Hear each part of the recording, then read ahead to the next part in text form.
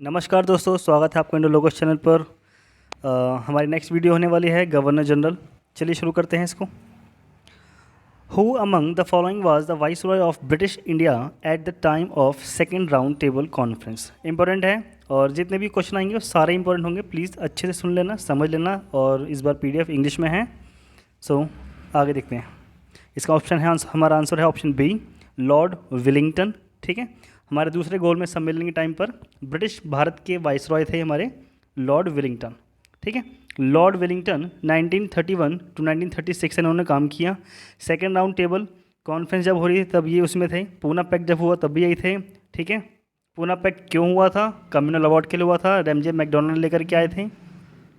Government of India act 1935, जिसे हमारा आज का संविधान मतलब ऑलमोस्ट 75% हिस्सा यहीं से लिया गया है, यही था, इनके टाइम पर हुआ था। और Lord Irwin was replaced by Willingdon and remain till 1936, मतलब इरविन ने इनको रिप्लेस कर दिया था। ठीक है, next, who was the British viceroy of India? First British viceroy of India. Important है। ऑप्शन आंसर है हमारा ऑप्शन ए, कैनिंग। कैनिंग थे हमारे पहले ब्रिटिश वाइसरॉय। इसके उनके बारे में कुछ देख लीजिए। Lord Canning become first the viceroy and governor general of India through the government of India act 1858। ठीक है, 1858 में वाइसरॉय की शुरुआत हो गई थी, जब 1857 की क्रांति के बाद महारानी ने जो कंपनी का रोल था उसको समाप्त कर दिया था। तभी हमारे पहले बने थे लॉर्ड कैनिंग। ठीक है, he was the governor general of India during the Indian sepoy mutiny 1857। और ये वाली जो सेपॉय म्यूटिनी थी ना, ये सेकंड थी। एक और है जो मतलब एक तरह से इतिहास में गुप्त है, मतलब गायब हो गई है, वो थी हमारी 1805 में हुई थी। ठीक है, लॉर्ड कैनिंग था इसका आंसर। ऑप्शन नेक्स्ट है हमारा डॉक्ट्रिन ऑफ फ्लैप्स की नीति किसने प्रतिपादित की? Who devised the policy of doctrine of lapse? इसका आंसर आप लोगों को पता है, आप पता चल गया ना, लॉर्ड डलहौजी, इन्होंने चालू करी थी इसको। The policy was devised by Lord Dalhousie. He was governor general of India from 1848 to 1856। ठीक है, it was an annexation policy applied by East India Company in India which was implemented in 1848. It was an ठीक है, ये एक तरह से हड़पने की नीति थी। ठीक है, डॉक्ट्रिन ऑफ लैप्स की, उसको हड़पने की नीति अलग थी, डॉक्ट्रिन ऑफ उसको एक तरह बर्बाद करके अपने में मिला लेना, यही था। Okay, the provinces that came under the doctrine of lapse are Satara 1848 में, जैतपुर और संबलपुर 1849, बाघट इसको पढ़ लेना अच्छे से 1850 में, उदयपुर 1852 में, झांसी 1853 में और नागपुर 1854 में। ये सारे इंपॉर्टेंट है। एक तरह से इसको पेज पे मतलब PDF तो मिलेगी आप लोगों को, इनको अच्छे से अंडरलाइन करके रट लेना। ऑप्शन आंसर है Dalhousie, doctrine of lapse. Who is called the father of civil services in British India? Most important question. Option है हमारा ऑप्शन ए, लॉर्ड कॉर्नवालिस को बोलते हैं। पुलिस सुधार भी बाद में एक क्वेश्चन बनता है, पुलिस सुधार किसके द्वारा किए गए थे? वो भी हमारे लॉर्ड कॉर्नवालिस के द्वारा किए गए थे। एक तरह से आपको कोई क्वेश्चन मिले और आप पढ़ रहे हो और उसमें मतलब पुलिस से रिलेटेड कोई काम है, ठीक है, खुफिया विभाग हो गया या फिर पुलिस हो गया, सिविल सर्विसेज हो गया, इन सब में मेन काम जो किए थे वो थे लॉर्ड कॉर्नवालिस। ठीक है, Warren Hastings laid the foundation of civil services. Hastings की वो रखी थी, फाउंडेशन रखी थी, स्थापना करी थी। आगे बढ़ाने में सबसे ज़्यादा काम जो किया था वो थे हमारे Lord Cornwallis. Okay, Charles Cornwallis reformed modernization and rationalization it. कुल मिला के इन्होंने इसका आधुनिकरण किया, इसका तार्किकरण किया। रैशनलाइजेशन होता है तार्किकरण। Charles Cornwallis is known as the father of civil services in India. Next, भारत सरकार अधिनियम 1935 पारित होने पर भारत का गवर्नर जनरल कौन था? इंपॉर्टेंट है। ऑप्शन ए आंसर हमारा लॉर्ड विलिंगटन। ठीक है, ये क्वेश्चन मैं पहले किया भी है अभी। वर्नाक्युलर प्रेस एक्ट का प्रस्ताव किसने दिया? इंपॉर्टेंट। ऑप्शन बी, लिटन ने दिया था वर्नाक्युलर प्रेस एक्ट हमारा। ठीक है, और मेटकॉफ को कहा जाता है भारतीय प्रेस का मुक्तिदाता। Vernacular press act was passed in 1848। The viceroy Lord Lytton 1876 to 1818 का टाइम पीरियड है।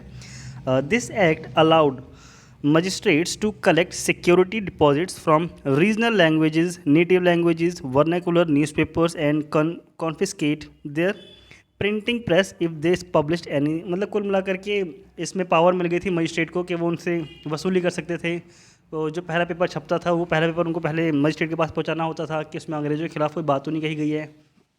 ठीक है, इस तरह से काम होते सारे। और उनकी सिक्योरिटी जमा, अगर मतलब वो कुछ लिख भी देते थे तो उनकी सिक्योरिटी जमा कर लेना, सिक्योरिटी को जमा कर लेना, उनकी मशीन को बंद कर देना, न्यूज़पेपर को बंद कर देना, इस तरह के काम वो कर सकते थे, पावर मिल गई थी। However this same rules are not applied on, मतलब कुल मिलाकर के सिर्फ हिंदी न्यूज़पेपर पर थे, इंग्लिश न्यूज़पेपर पर ये लागू नहीं होता था। During which of the following viceroy window remarriage act was introduced. ठीक है, विधवा पुनर्विवाह अधिनियम किसके दौरान, मतलब किस वाइसरॉय के दौरान पेश किया गया था? Most important option C, answer C हमारा Lord Canning. The Hindu widow remarriage act 1856, ये ईयर भी इंपॉर्टेंट है, इसको कर लेना। Legalise the remarriage of Hindu widow on 16 July 1856। The act was enacted on 26 July 1856। Ishwar Chandra Vidyasagar, important नाम है इतिहास का ये, played an important role in helping in the establishment of the act. Prior to this, Sati custom was abolished by Lord William Bentinck। ठीक है, सती को ख़त्म किया था विलियम बेंटिक ने, और विद्यासागर ने बहुत महत्वपूर्ण रोल निभाया था विधवाओं के पुनर्विवाह के लिए कार्य करने में। ठीक है, और उन्हीं के प्रयासों से किसने, कैनिंग ने इसको बाद में समाप्त कर दिया था। नेक्स्ट हमारा, कांग्रेस की स्थापना किसके कार्यकाल में हुई थी? ठीक है, ऑप्शन ए इंपॉर्टेंट है, बहुत बार क्वेश्चन में पूछा गया है, आपके वन लाइनर एग्जाम जो होते हैं उसमें वाले क्वेश्चन कई बार पूछ ले जाते हैं, और ये बहुत इंपॉर्टेंट है। ठीक है, डफरिन के टाइम पर हुई थी कांग्रेस की स्थापना, और एओ ह्यूम ने ही बोला था कि डफरिन जी आप कांग्रेस के बनने में कोई अड़ंगा मत अड़ाइएगा, कुछ मतलब पिन मत करना, इसको बनने दो, पर उन्हें पता नहीं था आगे आगे क्या होने वाला है। ठीक है, लॉर्ड डफरिन 1884 टू 1888 इनका टाइम पीरियड था। थर्ड बर्मीज़ वॉर भी इनके टाइम पर हुआ था। ठीक है, बर्मा हमारा म्यांमार वाला हिस्सा जो था। The establishment of Indian national Congress in 1885 took place during his tenure. Next है हमारा, वॉरेन हेस्टिंग्स भारत में मतलब बंगाल के पहले गवर्नर जनरल किस वर्ष बने थे? इंपॉर्टेंट। ठीक है, ऑप्शन हमारा है 1773। ठीक है, और 1773 में हमारा पहले कानून भी आया था। कौन सा कानून था, अब एक क्लिक नहीं कर रहा, आप लोग देखना 1773 में हमारा वो पहला आया था ना, रेगुलेटिंग एक्ट। ठीक है, इसके बारे में देख लीजिए। Establishment of revenue board in 1772, revenue board की स्थापना हुई थी 1772 में। He abolished the dual system of governance, इन्होंने जो गवर्नेंस का डुअल सिस्टम को समाप्त कर दिया था। इसके बाद he founded the Asiatic Society of Bengal with William Jones in 1784 in Calcutta. ठीक है, ये इंपॉर्टेंट है बहुत ज़्यादा, मतलब विलियम जोन्स के साथ इन्होंने मिलकर के एशियाटिक सोसाइटी की स्थापना करने में मदद की थी 1784 में कलकत्ता में। Warren Hastings laid the foundation of civil services and Lord Cornwallis reformed, मतलब इन्होंने रिफॉर्म किए थे बाद में कॉर्नवालिस ने। ठीक है, और हेस्टिंग्स ने क्या करी थी, इसकी शुरुआत करी थी। मतलब मैंने बताया था ना, पुलिस से रिलेटेड कोई भी काम हो उसका मॉडर्नाइजेशन है, उसका रैशनलाइजेशन है, पुलिस रिफॉर्म्स हो गए, आगे जा कर के खुफिया विभाग की स्थापना हो गई। ठीक है, वो सारे काम कौन सी मतलब सीआईडी होता था उस टाइम पर, सीआईडी की स्थापना हो गई। ये सब मेन जो उसमें रूल था, रूल एंड रेगुलेशन थे, वो सब कॉर्नवालिस के द्वारा किए गए थे। नेक्स्ट हमारा, निम्नलिखित में से कौन बंगाल का अंतिम गवर्नर जनरल था? ठीक है, इंपॉर्टेंट है, ऑप्शन ए विलियम बेंटिक, और ये मोस्ट कन्फ्यूजन वाले क्वेश्चन है आपके। ठीक है, पहला कौन, लास्ट कौन, पहला वाइसरॉय कौन, लास्ट वाइसरॉय कौन, तो ध्यान रखना। एक वीडियो और ले आऊँगा इसके ऊपर, उसमें फिर हमारे दोनों कंप्लीट हो जाएंगे। ठीक है, विलियम बेंटिक इसका आंसर है हमारा। By charter act 1833 governor of the state of Bengal designated as governor general of India. ठीक है, गवर्नर के पद को समाप्त करके गवर्नर जनरल का पद बना दिया गया था। ठीक है, मतलब जो बंगाल का गवर्नर था वो पूरे भारत का गवर्नर जनरल कहलाता, सिर्फ गवर्नर को गवर्नर जनरल कर दिया और बंगाल की जगह इंडिया कर दिया। नेक्स्ट, क्रिप्स मिशन निम्नलिखित में से किस वाइसरॉय के कार्यकाल के दौरान भारत में आया था? ये प्रीवियस ईयर में आया हुआ क्वेश्चन है। ठीक है, और मोस्टली सारे जो क्वेश्चन है वो प्रीवियस ईयर में ही हैं, कुछ को छोड़ करके। इसका ऑप्शन हमारा आंसर है लॉर्ड लिनलिथगो। ठीक है, लॉर्ड लिनलिथगो ने इसको चालू किया था। क्रिप्स मिशन निम्नलिखित में से किसके टाइम में आया था? देखो आया था हमारा 1928 में, वहाँ से जो मतलब तरह से उसको मंजूरी मिली थी वो थी 1927। तो अगर दोनों में पेपर में कुछ भी आया तो कन्फ्यूज मत होना उसमें। ठीक है, लिनलिथगो के टाइम पर आया था हमारा Cripps mission. Cripps mission sorry वो साइमन कमीशन था, I am so sorry. Cripps mission ने came to India in March 1942। ठीक है, to secure Indian cooperation to support and British war effort, मतलब कुल मिला के भारतीयों की जो मदद थी उसको बढ़ाने के लिए था। माफ़ करना, वो गलती से मिसमैच हो गया माइंड के अंदर, मुझे वो साइमन कमीशन माइंड में आ गया।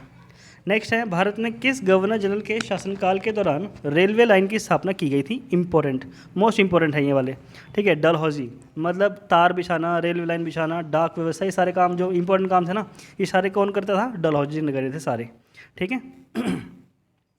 Lord Dalhousie is known as the father of Indian railways, important है, फैक्ट के अंदर इंपॉर्टेंट फैक्ट है सारे, ये अच्छे से कर लेना। The first railway minister of India was John Mathai, ये भी बहुत इंपॉर्टेंट फैक्ट है। The first railway on Indian subcontinent ran over a stretch of 21 miles from Bombay to Thane. कुल मिला के हमारी जो पहली रेलगाड़ी थी वो 21 किलोमीटर चली थी बम्बई से थाने तक। हाँ, 1854 या 53 में चली थी, कमेंट में बताना कब चली थी, 1853 में, 1854 में। पहली वर्ल्ड में चली थी 1825 में, इंडिया में 1853 में चली थी, ठीक है। 1825 में लिवरपूल से मैनचेस्टर तक चली थी वर्ल्ड के अंदर। नेक्स्ट हमारा क्वेश्चन, भारत में किस गवर्नर जनरल के शासनकाल के दौरान रेलवे लाइन की स्थापना की गई थी?